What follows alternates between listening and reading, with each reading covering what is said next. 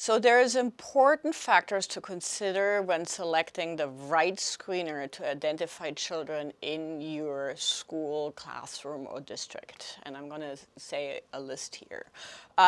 So first of all, you want to make sure that it assesses all important skills that we know are important for learning to read.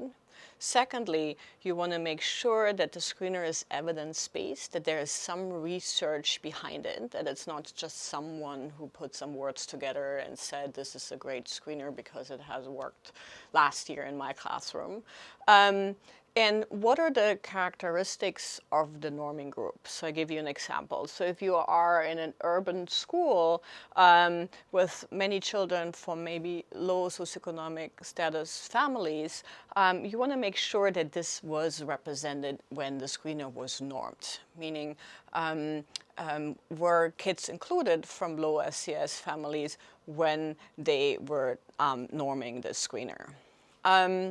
You also want to make sure that the overall time that it takes for you to screen the children works in your classroom, right? There's very short screeners, there are very long screeners. So you want to make sure that this works with your school and it works with your, what we call a screening protocol. So you could screen as a summer before kindergarten, which may give you a little bit more time because you get the kids in individually, or do you need to screen within the first week of kindergarten and you have very limited time.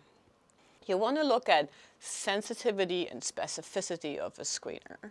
So sensitivity is correctly identifying those who will develop a disability. And specificity is correctly identifying those who will not develop a reading disability. So you can also call it the false positives and false negatives. So false positive is a child is identified as being at risk, but is not actually being at risk, which can be due to problems with the instrument, the day they were tested, they were tired, didn't have breakfast, etc.